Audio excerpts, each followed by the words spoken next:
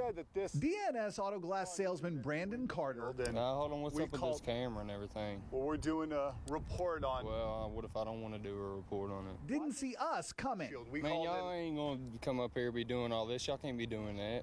Well, we can when we have some questions that we need answered. We wanted to know why he was on our hidden camera, trying to bill our insurance company for a new windshield we didn't need. That's right in your line of vision, too. You can feel that there and feel it's actually like a little chip in your windshield. After Carter found a chip smaller than a pencil head in our windshield, he said he could show us how to get our insurance company to replace it and that it wouldn't cost us a dime. Because in Kentucky, drivers with full comprehensive coverage can't be charged a deductible to replace a windshield because of cracks or chips that obstruct the driver's view. Carter said all we had to do was give him our insurance information, and he would file the claim and handle the installation. That we can come out wherever you work, live, wherever within the next couple of days and replace it at your house, wherever. Great, so I don't pay anything. No. And then the insurance company pays for it, yes, and I get a new windshield out of it. Yes, sir. Oh, man, that sounds like a good deal. Yeah, it is a really good deal. That's big bucks for the company, right? Major bucks for the company. This windshield installer, who asked to remain anonymous, came to the Wave 3 Troubleshooter department to blow the whistle on his former employer after he quit working for DNS because of a dispute over a paycheck.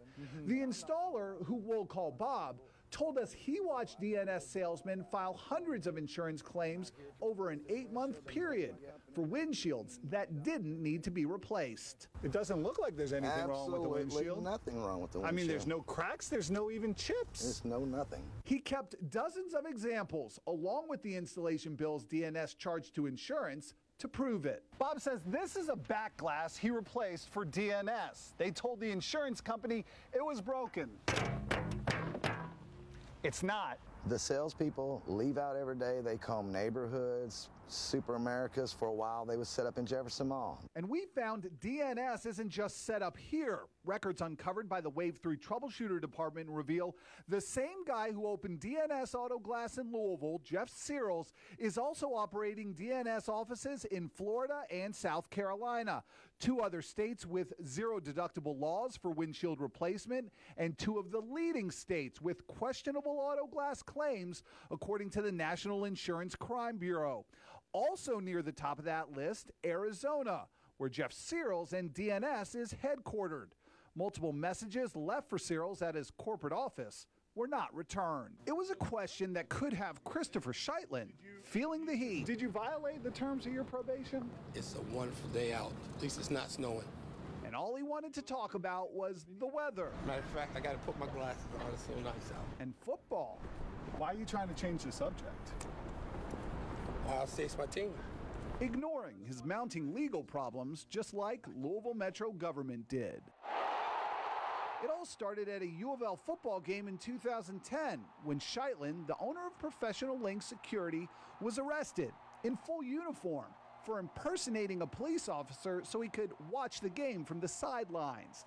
It was the second time that year Sheitlin was charged with pretending to be a cop. Commonwealth versus Christopher Sheitlin. In May, Sheitlin pled guilty. The judge gave him 2 years probation and 1 clear condition: to stay out of jail. And his condition was that the defendant not be allowed to work in law enforcement or as a security guard.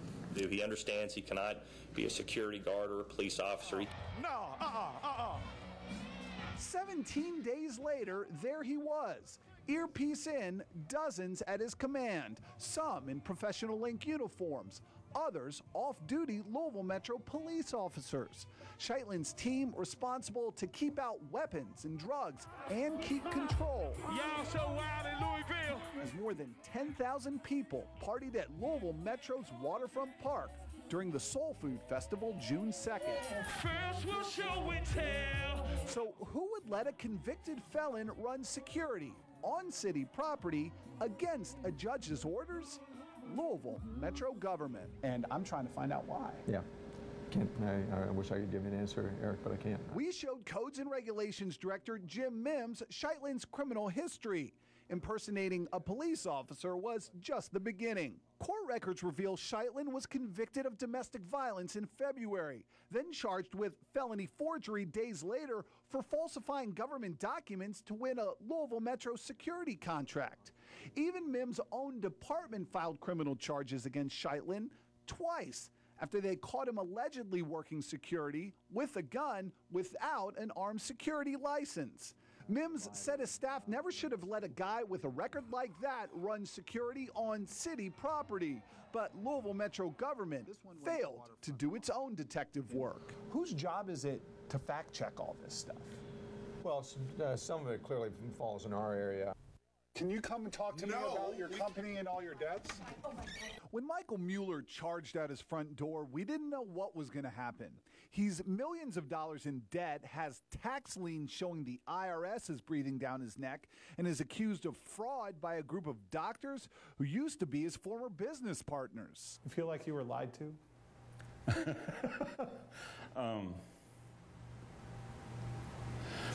It appears that I may have been. Sarcasm is how Dr. Tim Allen deals with what happened. Former employee Brittany Moore, who claims she's owed around $1,000 in pay, is just plain angry. You make your bed, you lie in it, and we just want our money. Michael Mueller lost a lot of money since opening a wound care business in Kentucky in 2008.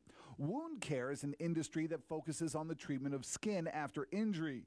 Documents uncovered by the Wave 3 Troubleshooter Department reveal Mueller has been hit with judgments from Texas and Florida by medical supply companies who say they're owed hundreds of thousands of dollars. Court records also reveal local companies are suing him for tens of thousands of dollars in unpaid services. And Mueller owes the IRS more than $1 million in back payroll taxes. The IRS has now filed liens on his homes in Prospect and Goshen, which is where this happened. How you doing, Michael? You better not be shooting that. We are. Can you come and talk to me about your company and all your debts? Oh my God, on TV. Hey. Hey, this is a total invasion of my privacy. Well, what about all the people whose money you lost?